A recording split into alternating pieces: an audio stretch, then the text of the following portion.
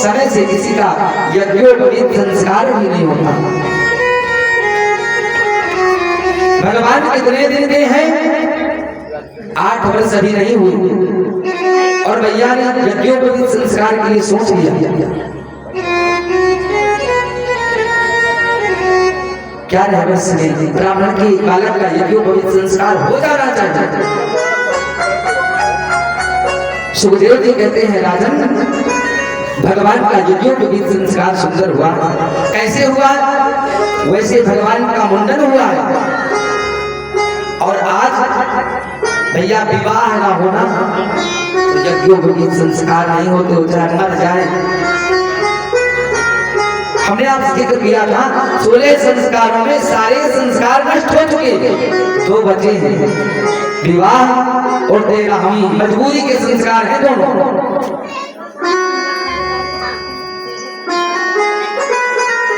जनेऊ कब होता है? जब विवाह होता है। जनेऊ कैसे होना चाहिए ये किसी को नहीं पता।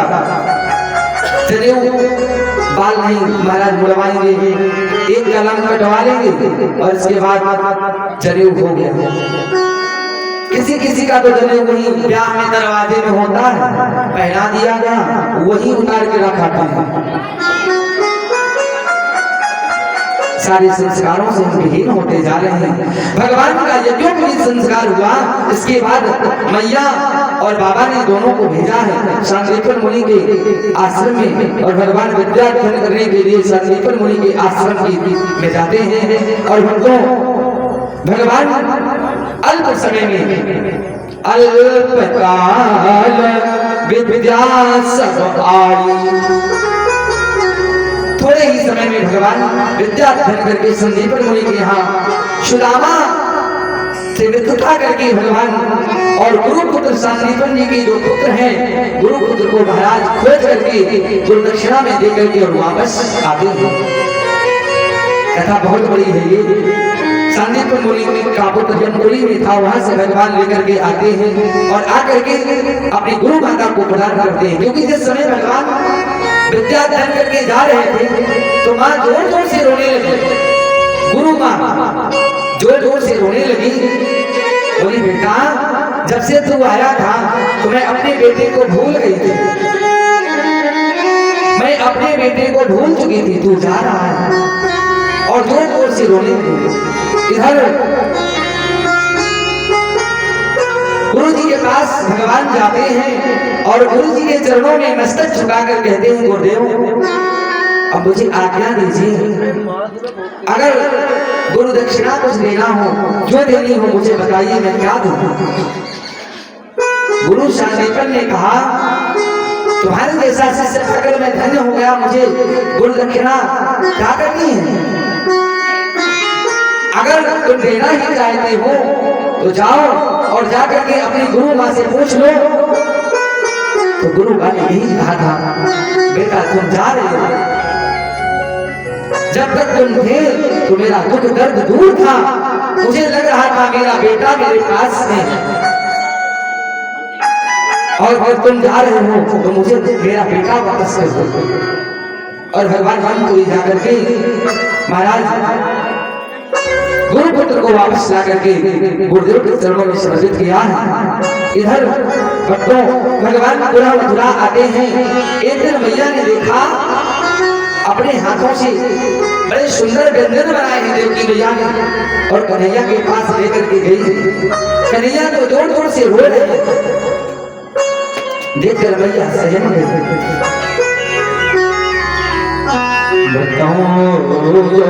भावंता सादात्मा बुद्धि बड़ा,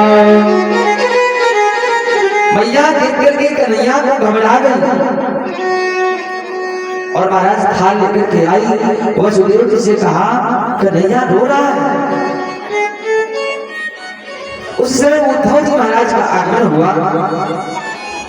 वसुदेव जी ने कहा उद्धव देख कन्हैया क्यों रो रहा है, लाला को यहाँ मथुरा में अच्छा नहीं लगता, ये अपने बाल बालों के साथ वृंदावन में विहार करता था, देख थोड़ा जा। और उद्धव जी जाते हैं, और उद्धव जी कौन है? यदुवंशियों के मंत्री बृहस्पति का शिष्य है, बड़ा ज्ञानी है। आज ज्ञान बांटने लगे। कन्हैया से कहते हैं, क्या कन्हैया तुम काहे रो रहे हो, क्या बात है? भगवान ने कहा, उद्धव तुम्हें क्या बताऊं, उद्धव मोहि ब्रज विसरत नाही। अरे उद्धव, मैं तुमको क्या बताऊं, मुझे वृंदावन की बहुत याद आती है। वो बाल बाल, वो सखा, मैया यशोदा, वो गोपियां, जहां मेरा बचपन बीता है। उद्धव ने बहुत समझाया, अरे यहाँ तो ब्रह्म हो,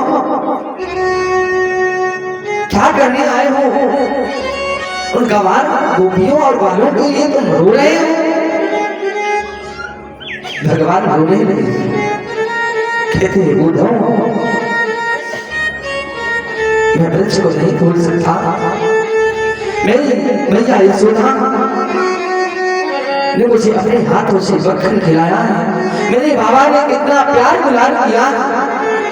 मेरे सखा, मेरे अद्भुत। उद्धव मोहि ब्रज बिसरत नाही, हंस सुता को सुंदर कलरो, हर कुंजन की छानी। यमुना का तिलकोर, बाल बालों के साथ खेलना, उद्धव